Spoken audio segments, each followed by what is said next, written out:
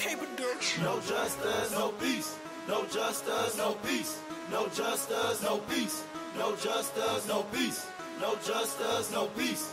No justice, no peace. No justice, no peace. No justice, no peace. No justice, no peace. No justice, no peace. No justice, no peace. No justice, no peace. No justice, no peace. No justice, no peace. Barney, there he is. All right, then. Y'all found me. I can hear y'all. Y'all didn't hear me. Well, a lot of times it's our fault. But just a little preface here. Fernando was in a parking lot at a mall, and what appears to have happened is that the mall security got a little over-aggressive, not physically, but seemed to think that there was something going on in the parking lot, immediately called the police. The police intervened quickly and got a little aggressive. Not physically, but why don't you tell that little thing and then relate it to what happened after that, which is the reason why this is interesting. Your video has thousands of views already. It's not even on YouTube. But what happened after this is what's interesting. So give us a quick little rundown on what happened in the parking lot if you can, and then go into what happened later. Go ahead. Well, I get my son every other weekend, and this particular weekend I got him got him alone without my other kids. So we had decided, my wife had decided for me to go ahead and take him to the movies, just me and him, to chill out alone. We went to the movies, and while at the movie theater, I got a text that I had left my briefcase in my office, and I normally have my briefcase with me, at all times in my truck. I'm a used car salesman, and I own several dealerships. Well, but for the people, you are a distributor, a wholesale distributor of pre-owned vehicles. Because when you say used car salesman, people get all upset. You know how that is, man. Well, yeah. I mean, we actually have 2 car lots. I know. I'm messing with you. Go ahead. All right. So basically, my wife's secretary picked up my briefcase, and she was outside of my truck waiting on me until the movie let out. She's African American, and she was sitting out in the car just waiting on me. She also had her kid in the car as well. Okay, and you're light skinned or dark skinned, or is there a racial difference between you guys, or? No, I mean I'm black as well. I mean I'm just a lighter skinned black guy, but yeah, I'm black as well. But do you think that this might have been a case where they saw a white guy where they perceived a lighter skinned guy with a black girl? I hear it's just one of those things that happens with cops when they see a racial disparity. They see that as an opportunity to intrude because they think there's, you know what I mean? So you don't think that's what it was? I don't think that was what it was at first. What I think is that they probably assumed that she was waiting on somebody to come out for a potential drug buy, or just just assuming that somebody was, about to do something wrong. So initially, she may have been okay to have her antennas up by somebody waiting out in the car. The problem came in is when I walked out to my truck and put my son in my truck, she rode up on us very unprofessional, very rude, and very racist. There's mall security. Mall security, right? Mall security, right. She didn't come up and say, hey, what are y'all doing? What's going on over here? She came up and was like, you people need to get out of here. Y'all can't be doing this up here. And I was like, ma'am, calm down. What's going on? Tell me what's happening. By that time, she was already off her rocker and, cursing, cussing. And by that time, she had already called the police. The police speeds up like, we just robbed a bank. And he immediately jumps out and says, give me your ID. Well, unfortunately, I'm not one of those individuals that, automatically, do what the police say. I question the police because I'm not a person that just, automatically do what they say, because most of the time when you do what they say, it ends up getting you in trouble anyway. Yeah. That's fortunately, actually. That's fortunate. So I asked him, like that. I asked him, and that's when the camera started rolling. The camera started rolling the minute the police walked up on me talking about, give me your ID. And I said, what do you need my ID for? So immediately he threatened to put me in handcuffs. So I made sure that I repeated it on camera. I said, in Baltimore and in Maryland, are you required to show ID when requested? No, absolutely not. Yeah. No, there's no law requested. There has to be a reasonable suspicion of a crime. There has to be and so just so people understand, if I don't even know if there's a state that requires this, but basically, if you're required to show ID when a police officer asks without probable cause, without suspicion of a crime, that would mean that you are not legally allowed to leave the house without ID. And we know that that's not reasonable. If you think about it on those terms, it's not reasonable that you wouldn't be allowed to leave the house with ID. It can't be a crime not to have ID. They've made it a crime not to identify yourself in certain places. But anyway, go ahead. I just want to clarify that. Yeah, I mean, and that's when, and once I did that, that was it. I mean, he had his mind made up. He basically said that he was going to arrest me. He basically stated that, so I gave him my ID at that particular point because he stated that he was investigating a crime for trespassing and I believe disorderly conduct. Right. Yeah, and disorderly at that conduct. point, then I was required to, give him my ID, but I made certain that I did tell him that I was doing it under duress, that I did not believe that he had probable cause. Basically, it went from there, and then, he basically arrested me in front of my son. He also threatened to send my secretary's son to, I believe, social services if she continued to film him and basically, record what was going on. And the funny thing is, I hear people say, well, why didn't you just leave? Well, what they don't know is that at the time, one, I just paid a lot of money to go to the movie theater. I just walked out the movie theater, and I got in my truck and started the truck up. On this particular truck that I had a sensor that was going bad on my truck, and I explained that to the lady that I had to let my truck warm up. I explained that to her. So I already went to trial on that. It was a district court trial. I beat the trespassing, and then they found me guilty of the disorderly conduct. And wait. Okay, I'm missing the timeline here. Now, there's an event that happened. Okay, now why can't we can access this video that you posted on your website on your Facebook page, right? But we can't. You can't upload it to YouTube because you don't have your laptop or your records, correct? Exactly. 2 days after I posted the video, my dealership got raided. Okay, but you just said you beat the trespass. Right. The day that I uploaded the video was the exact day of my trial.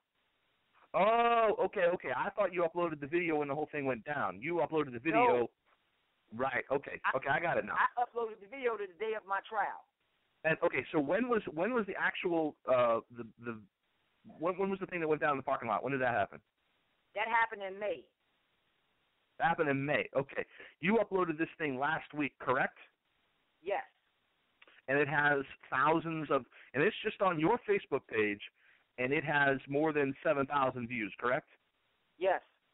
Okay, so you uploaded this thing, and then 2 days later, tell us what happened.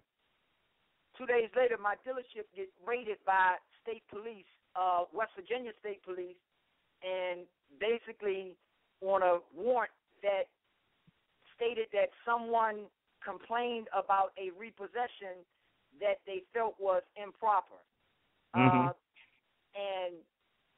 And basically they utilized that as a reasoning to get a search warrant to seize every piece of document and every computer and every cell phone from everybody that was at my dealership that works for me. And you're out of business. And you're out of business for the time being as well, correct? My license is still good, but I can't sell a car because I don't have a computer to pull up my invoices. I don't have any type of financial data. They took all of my checkbooks. When they came in, they took a whole full trailer load of my documents, and then they also took 2 long vans full of everything that I've ever did since 2006, since I've opened up my dealership. They took all your paper records too? They took everything. And this happened in Kaiser, West Virginia. I need people to realize that because that's the problem that we got. In this particular area between Cumberland and Kaiser, Allegheny County in Maryland, and Mineral County in West Virginia, these police do exactly what they want to do. And because the judges used to be the prosecutor used to be the police officer, basically they get away with it. It all leads, they're all in one as far as I'm concerned, and you learn this obviously. The injustice system is part of all of it. I mean, they're all tied in together. Well, what they did here was that where this is a travesty in is the fact that, one, they didn't have probable cause to get the warrant anyway. I've already had my attorneys look over the warrant. The warrant is a bogus warrant because it's broad. A warrant is supposed to be specific. It's supposed to identify what items you want, and it's supposed to identify where you're going to get those items. Where they made the mistake in this, which is why we need outside attention on this, we need people to basically to gather up and come in from wherever you are, because this particular warrant gave them the authority to come into one address. They went into 2 apartments upstairs. At least I rent out 2 apartments upstairs over top of my dealership. They went in and broke in both of those apartments upstairs and took computers and their personal belongings upstairs from my tenant. They also went into another office that has a separate address and took all of my files and all of the stuff from there as well. Now, okay. Now, you've got, okay, go ahead. It's crazy. Go. It's crazy. It doesn't make sense. I know. Well, none of it does. What do you think? Okay, so we're talking about 2 different states here, but I mean, there's got to be incest between the Maryland police and the West Virginia police because they're probably contiguous counties, right? So, but why? What is your theory as to this? I mean, this is have you been a pain in the ass before? I figure you have been, which is I respect that. I'm not even gonna lie on that. Absolutely. I'm not even gonna lie on that. But at the end of the day, when they come on my lot, I tell them to get off my lot. When they come, when they come on my lot and they want to question, I tell them to get off my lot. I mean, at the end of the day, I believe in the law, and we're talking about a police force that actually stole a vehicle from me in the past. And they came on my lot in the past. The city police came on my lot in the past, and they actually took a vehicle from me. This was maybe about 3 years ago. They took a vehicle. I mean, just actually took a vehicle from me and gave it to a person across the highway, which lived in Maryland, because he owned a pawn shop, based on the theory that he took a loan out on the vehicle before the people traded into me. Now, keep in mind, we're talking about a vehicle that's 3 months later that's titled in my name. And I had a clear title to it, and they're telling me to give them the keys to it. And I told them to get off my lot, and I got arrested then at that time, too. So the state police told me and my wife on a repossession, because we did a repossession on one of his friends. And he told us that he's going to do whatever it takes to shut us down. And this is what he's doing. Like, he couldn't go to the DMV, because the DMV could have easily came in if there was a problem with any customers of mine. Because I am a DMV extended agent by being a used car salesman, meaning I do all of the title work, they could have sent in their investigators at any time to acquire any paperwork from me, and I would have to cooperate. They didn't need a warrant. If they came in and said, we need the file for Tommy Jones, I would have to give them the file for Tommy Jones immediately, or I would lose my license.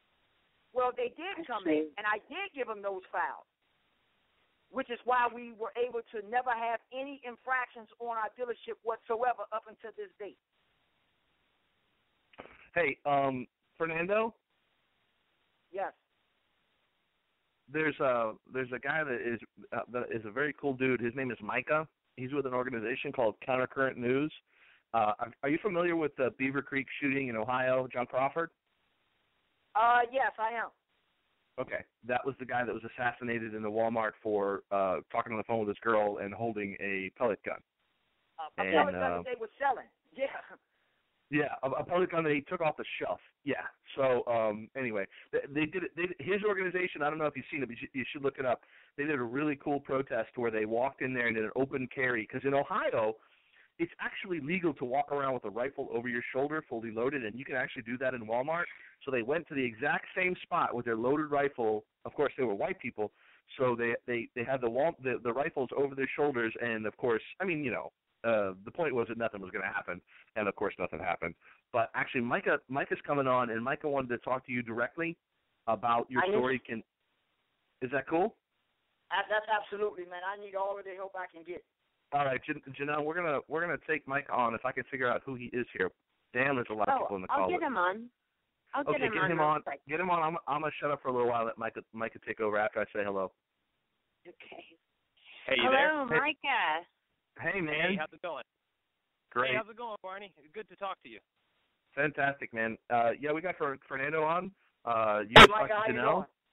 Hey, I'm doing good. I've been listening to this whole story, and actually I was listening to it, and I was thinking right away, I got to get in touch with this dude, because this is the exact reason why Countercurrent News even exists, really. Because like you, I kind of grew up, being a pain in the ass to cops, and only because they were a pain in the ass to me. And so I'm really all about getting out stories like this, because I grew up seeing my friends harassed. I grew up in a predominantly African American neighborhood, so I would see myself get a pass sometimes, and my friends get arrested for doing nothing. So anyway, hearing your story, I'm all about helping you get that out, and I just want to say before we get into anything else, definitely contact me and other folks at Countercurrent News. It's countercurrentnews.com, and it's countercurrentnews@gmail.com. Or Barney can hook you up with my personal Facebook info. But what we need to do is we need to get something up about this. We need to get your video onto YouTube or something, and we need to really make a lot of noise about this, because, like you said, this is not an isolated incident, but it is a pretty egregious offense, and something that I think anybody could listen to the story and listen to the details, and you obviously know what you're talking about. You obviously know the law, probably because you have been a pain in the ass to cops and you've had to learn the law like so many of us. I think just the average Joe or Jane can listen to your story and realize that this is a police corruption and lack of accountability. So if you're cool with getting in touch with us, we'll help you get the story out. I'm already working on that. What I did today is that I did a chronological event so that I can, be able to present it to you correctly and right. I did have a security system at my dealership, so I also have the cameras of how they rolled in. When they rolled into my dealership, now keep in mind, we talk about a small town with a police force of maybe 5 to 8 police force. When they came into my dealership, you could have robbed a bank right across the street and you would have got away. They came in with over 17 police, every state police, Mineral County police. I mean, you would have thought the drug deal that they got a kingpin. Nobody walked out in handcuffs, buddy, because when they searched my dealership, they was assuming they was going to find this or find that. They didn't find one red thing because we don't do nothing. All we do is, we sell cars. No, yeah, obviously, yeah. I mean, and sometimes it's not even that they think they're gonna find something. Maybe they did, maybe they didn't. I've been involved in different protests and activist scenes, for the better part of my life, and I've certainly been one of the more vocal people out here in the Beaver Creek area about the John Crawford stuff. And I mean, I just got pulled over the other day, and I got to fight this ticket in court. The Greene County Sheriff pulls me over. I haven't even handed him my ID or my CCW, and he addresses me by my first name, Micah. Do you know how fast you were going, Micah? I of course was not even going to speed. So sometimes they do this sort of shit to mess with you and to make you get discouraged and to punish you and say, look, this is what you get when you don't just do what we tell you. This exactly. is, absolutely. And they do get to know you and who you are, definitely. That's one thing that I've noticed. Well, I can tell you what they have done. They really, I've been watching your videos. I've been sharing your videos. I've been really angered and aggrieved by so much that's been going on. But I can tell you what they did when they did this. They really now, I believe that when you find that you have a voice to fight, that sometimes the fight is bigger than you. And right now, I might got my own personal fight right now, but I'm letting it be known to them and anybody else that now the fight is bigger than me. Now, they done created a monster because now I'm going to spread the word. If I see any injustice anywhere between anybody, it's no longer theirs no more. They done created an activist. Right. That's right. I mean, that's yeah. Oh, yeah, man. I love it. Absolutely. That's awesome. Yeah, it's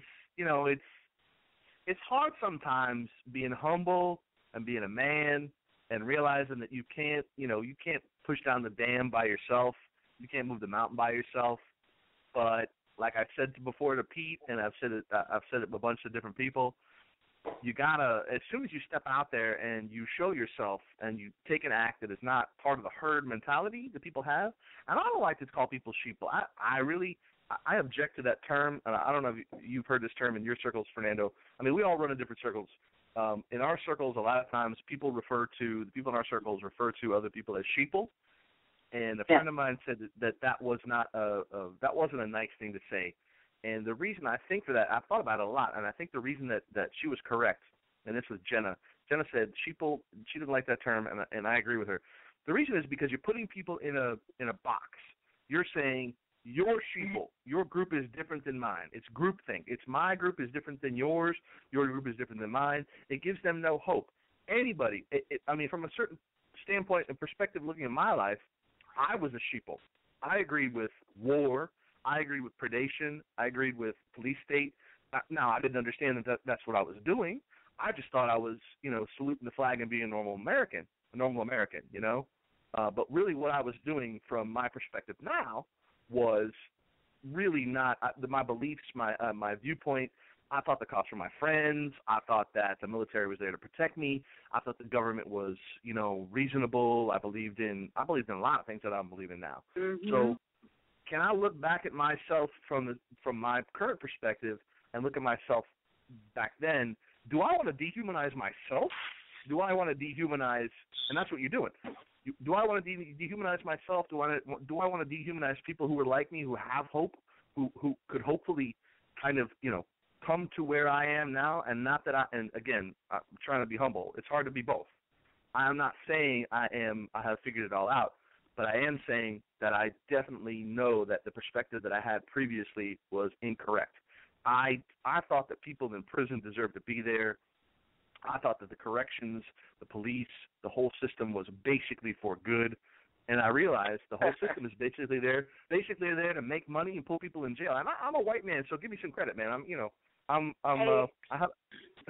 ahead. Hey, my mom, and that's crazy that you said that, because my mom, she's a black woman.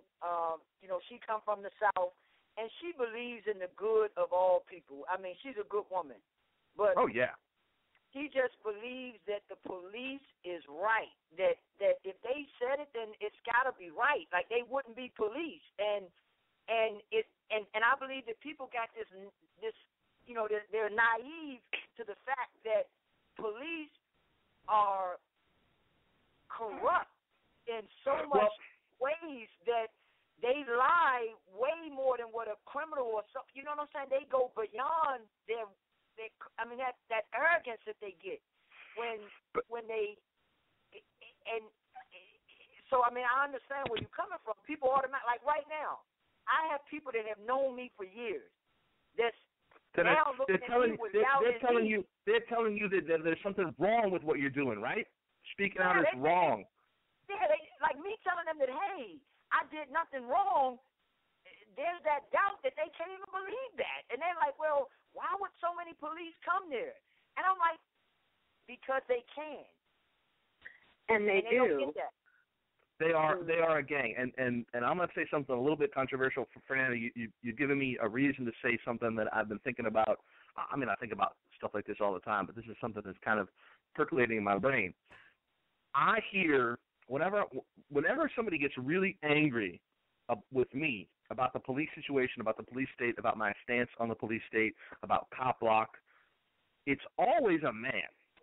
It's always a man who says, man. I mean, I was in an old friend's house. I hadn't seen a woman for 20 years. Her husband basically accosted me in their kitchen and said, "What do you think would happen if there were no police? How dare you? What do you think would happen?" He said, and I said, "Oh man, I'd be okay. I have a gun." He said, "Well, we'd all be dead in 2 weeks if there were no police."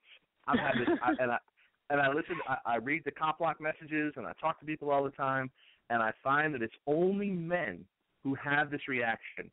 I'm not saying women don't have this reaction, but in my experience, my anecdotal experience, my limited experience, it's men who are the most angry, frustrated, and who speak out the most about this. Now, I'm trying to figure out why this is, and the only conclusion I can reach is women are used to taking their safety for granted. A woman can't have a house and a kid and a life without just kind of, saying, okay, well, I can't worry about my safety too much because I got to go, take care of business. I got to take care of the baby. I got to make dinner. I got to clean the house. I got to forage for berries or, wherever you want to take that thing. The female in our, just as human beings, as human beings on the planet, the female is responsible for day-to-day, how are we going to get food and who's going to get clean? Is the baby not falling in the river? That kind of shit, right? The male is predominantly responsible for other things, and one of those things is the safety of his woman, his child, his tribe, his sisters.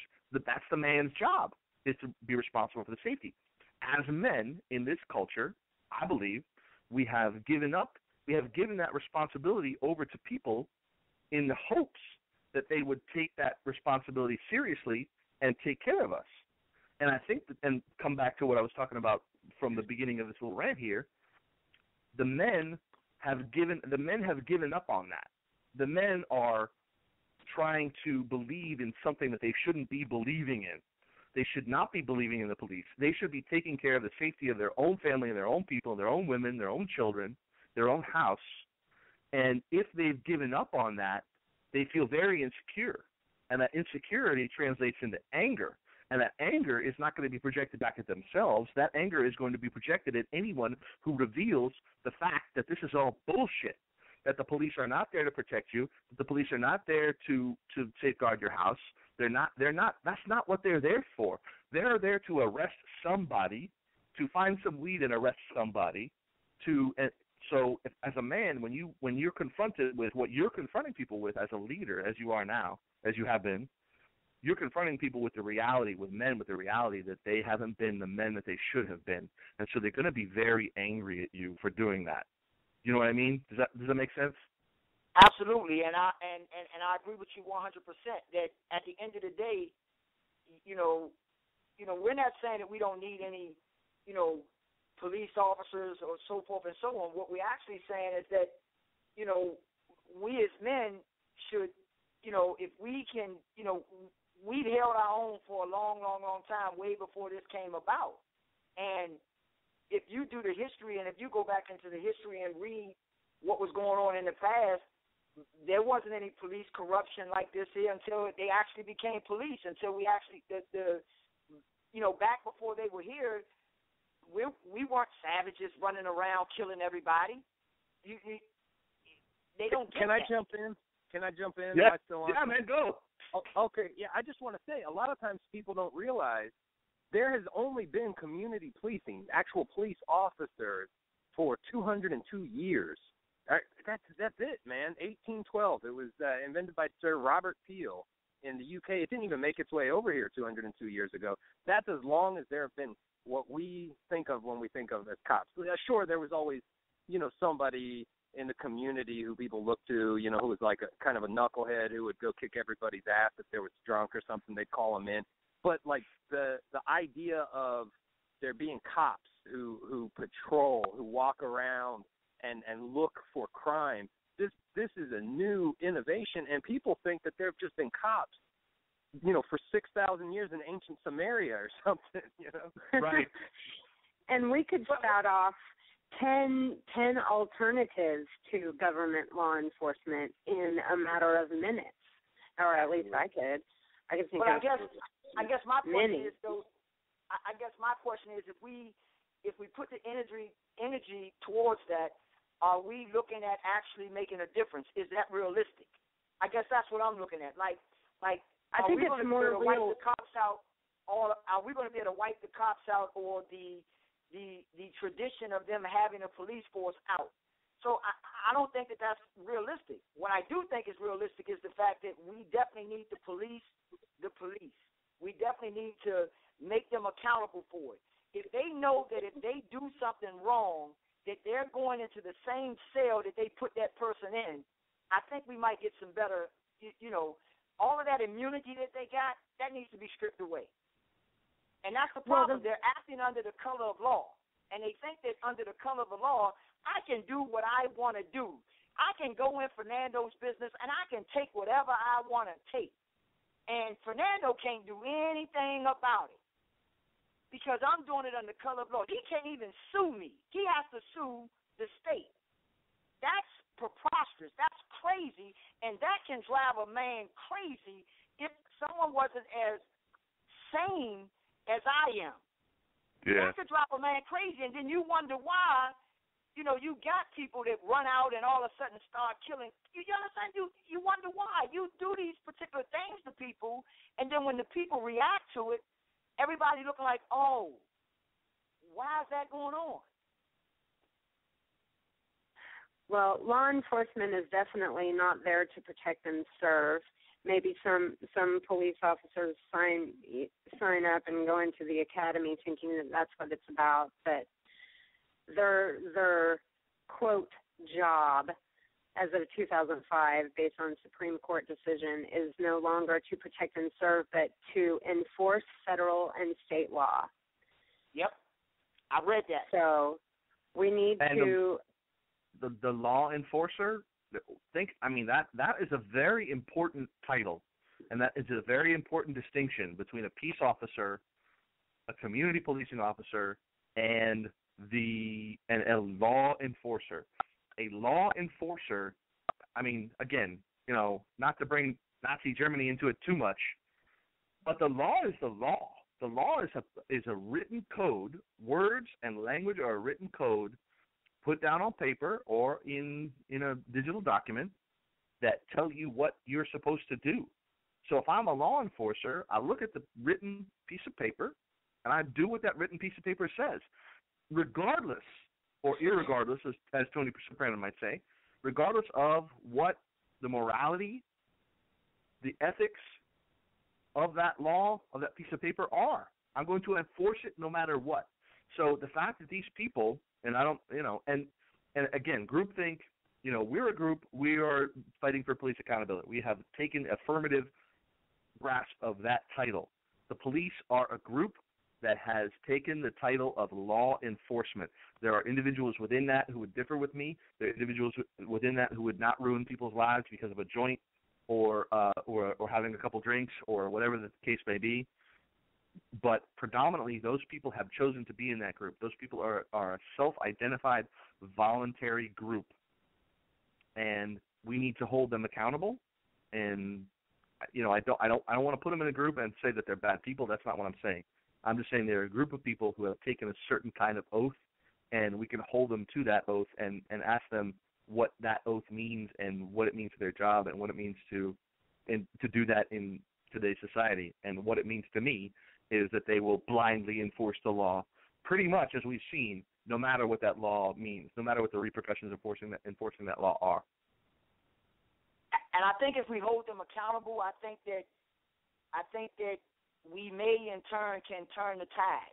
And I think that we need more people We need to understand that just because they're police officers, that they're not necessarily right, and we need to understand what their rights are as well. We need to know what rights we have so that we can understand that they can't just run up on you and say, give me your ID, and all of a sudden you act like, okay, here you go. We need to educate, and we need more people out there that's going to do some police watching and some cop blocking, without a doubt. Yes, we do, and man, those people, it's hard to do it on your own, man. It's really hard to go out there on your own and confront a big man who is well-trained in hurting people and stick a camera in his face. It's much easier if you have some help. So if there's people out there who are interested in helping, we'll support you. We're trying to get I'm interested in getting funding set up to support people for cameras, just like they did in Ferguson with the body cameras and the cameras for groups who are going to hold police accountable. We have to support those people. And if all you can do is spend a couple of gallons of gas to go ride along with somebody, do it. Please do it. Please, if you've done it before, please do it again, and hold the camera for them, man. Another thing is, Fernando, I don't know what you look like. And if I can see your face, I do know what you look like, but it was a good thing when you handed the camera over because I could see you. That's a very subtle point, but it's a point that people need to take. When people see your face and they see the person, they humanize you. It's a humanizing experience. So if you can put the camera in a place where your face is visible and also the law enforcement officer, or you can hand the camera to a friend who's riding along with you, that makes you the hero in the story. When you have the camera on you, you become the hero. And that makes people like you, that makes them want to support you more, that makes them want to be there with you and be your backer. And anyway, that's just how I feel. Yeah, I think that anyone that can, if they are going to get into this, this movement, I agree that we need to try to set up some type of funding so that we can get some body cameras on the ones that we know are going to be serious on it. And that's your evidence right there. It's kind of hard to, look a camera in the face. Another thing that they did that I like to point out, when they came to our dealership, let me tell you how important cameras are. When they came to our dealership, the first thing that they did to my employees, and keep in mind, they did not have a warrant to search my employees. They only had a warrant for one business. They came, pulled every employee out, put them up against the car, and body searched them. And then they took their phones off them. And before I got to the scene, they had already asked some of them with their commanding voice to give them their passcode. And they had already opened up their phones on their passcode and disabled their passcodes up until I came on the scene. Once I came on the scene, I said, absolutely not. Don't get him nothing. Get your phone back. But by that time, it was already too late. They had already confiscated everybody's phone. That's fundamentals, man. We gotta have a police accountability about a know your rights boot camp. If I had $10 million, that's what I would do. I would say, come to my boot camp, and those of you who are in areas where people are giving up their rights, who don't know what they're doing, who have no power, who can't hire lawyers, like my friend Scott said in South Carolina, he said, man, cops would never fuck with somebody. They would never fuck with a white businessman who dresses like me. And he's absolutely right. And they would never fuck with a man like me. They fuck with me when I have long hair, but if I dress a certain way and act a certain way, they would never fuck with me. Hey, I also wanted to point out, Micah, I took Micah's mic down because I brought Clint up.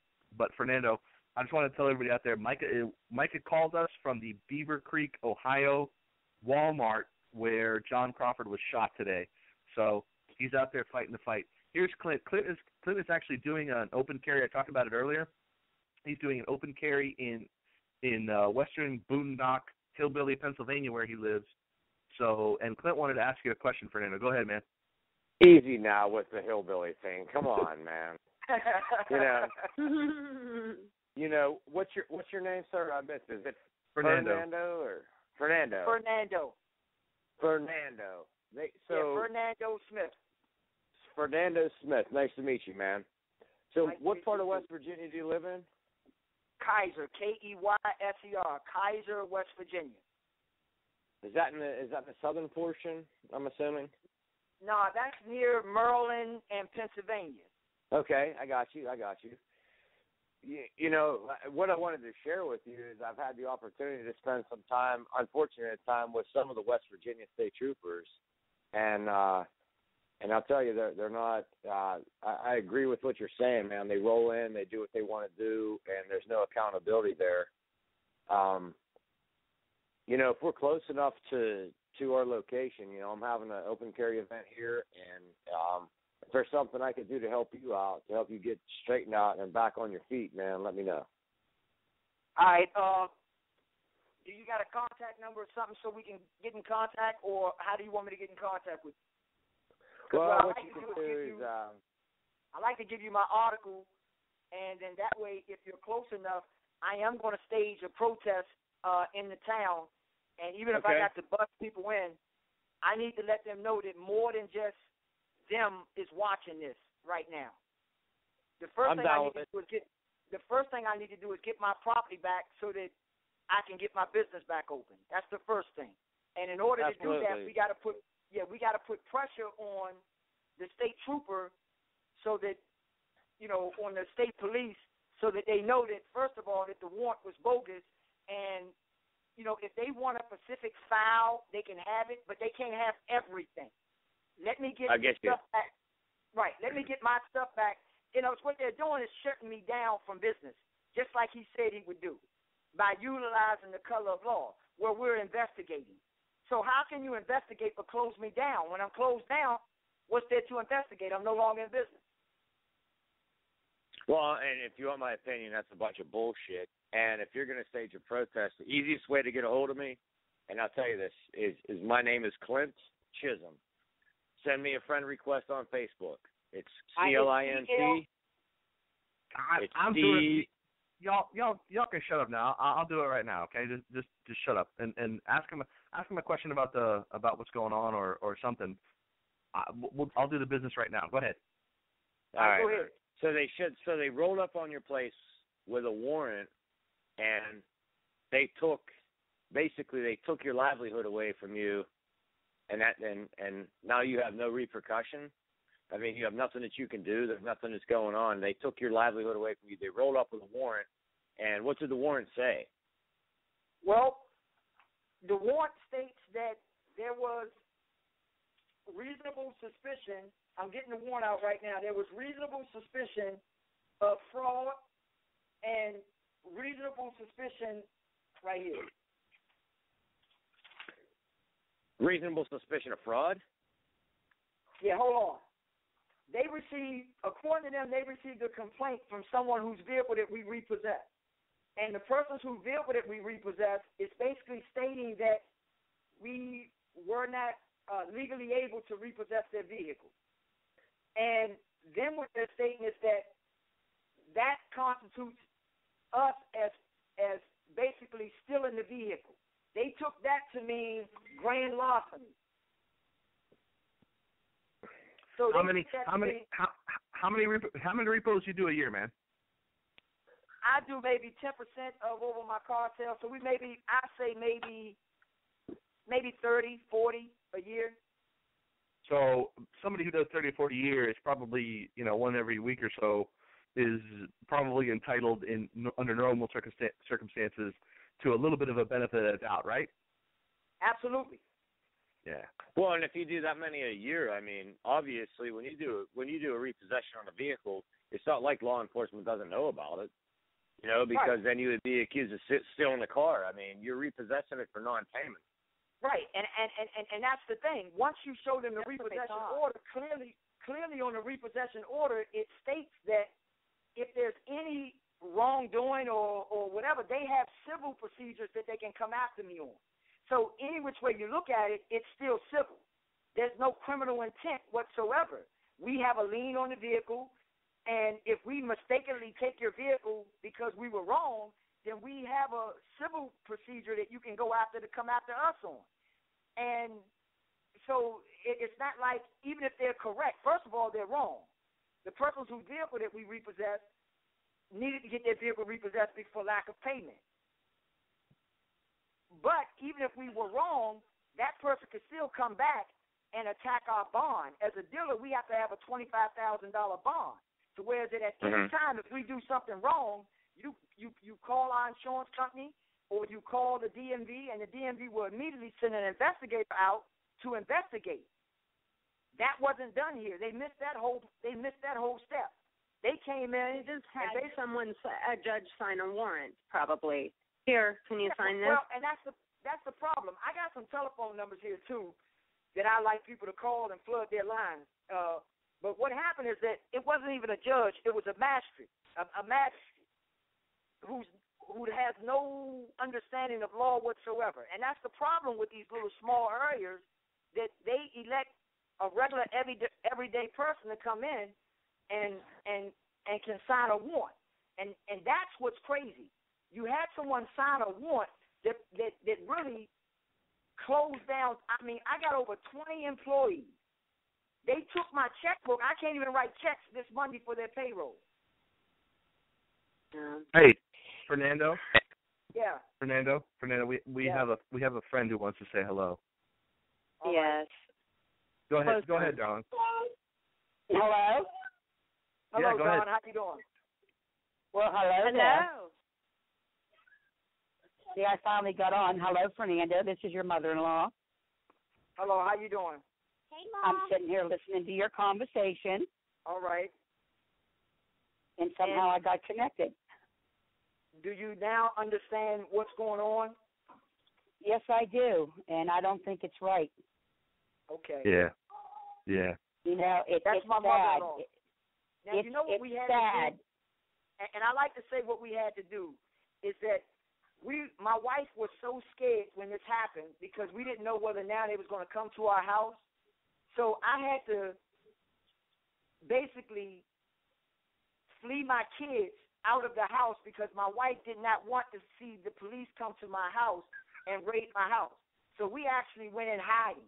So right now, me and my wife and my children are with their grandmother in hiding so that they can't witness anything. And I'm in hiding up here with my lawyer until we can get a hold of this. And I've been gone since the day it happened just so that we can at least be free if something else, because we don't know what they're capable of doing. If they did this, my wife don't have no general idea what they're capable of doing. So we've been in hiding since this happened. And we live in a free country. Yeah, that's very true. Yeah, I mean, what time did my kids get to you, and when did I send them to you? I mean, and she's a prime example. Yeah, you sent them to me. They got to me Thursday at about 10 o'clock at night. Exactly. They had school you know, Friday morning. And my daughter was, my daughter was so upset I couldn't understand her. The way she was talking, I couldn't even understand. I mean, it made me sick in my stomach. Yeah. Hey guys, and then I'm scared. Yeah, Fernando. Yeah. I'm gonna take a little break, and then I'm gonna come back and close out the show. And I really appreciate you coming on, and we're going to talk further and carry this thing out, man, and keep pushing and keep fighting, and we'll be there with you, and hopefully we can get a few other people on board. I'm gonna take a little break here, and I'm gonna come back, and Clint's gonna come on, and we're gonna have a little chat about what's happened. Thank you, Fernando, and all right, we'll talk soon. Thanks, man. Take care, Fernando. All right, I'll be waiting on for you, man, so we can get this going. Yeah, we will.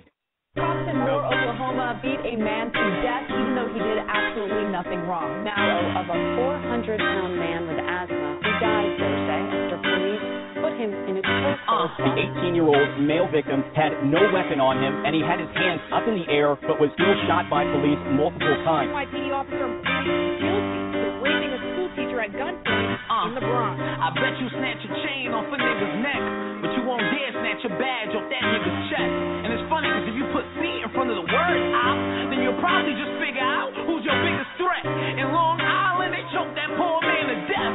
In Missouri, Mike Brown caught one in the head. A couple days later, they shot another nigga 9 times and had the audacity to cuff him after he was dead. All that blood spilled, all them tears shed. All these young unfinished lives ended. If I committed murder,